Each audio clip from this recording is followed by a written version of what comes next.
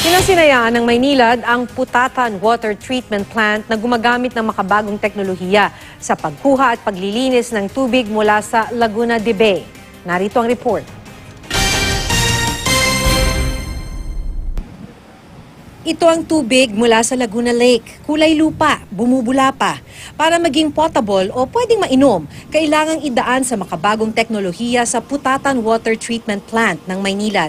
Sa dumi ng tubig mula Laguna Lake, naging hamon para linisin ang tubig at gawin itong potable.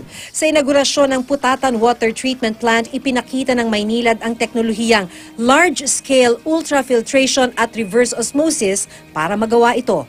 1 milyong Maynilad customers ang nakikinabang sa 100 million liters a day na nilalabas ng planta. Our technology partners were challenged with the kind of impurities that are in the lake.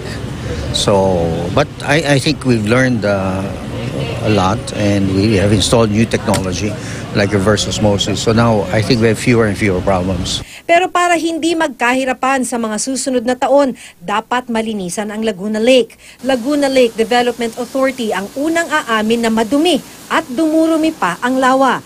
Marami kasi sa mga bahay at commercial establishment sa paligid nito, diretso sa lawa ang dumi. Laguna Lake pa naman ang pinakamalapit na alternatibong mapagkukunan ng tubig. As part of the Manila Bay Rehabilitation, pinupuliso natin ng mga industries. Sa ngayon, Angat Dam ang primary source ng supply ng tubig para sa buong Metro Manila at ilang bahagi ng Rizal. Habang lumalaki ang populasyon, kailangan na ng ibang pagkukunan ng tubig para maiwasan ng water shortage tulad ng nararanasan ng mga customer ng Manila Water.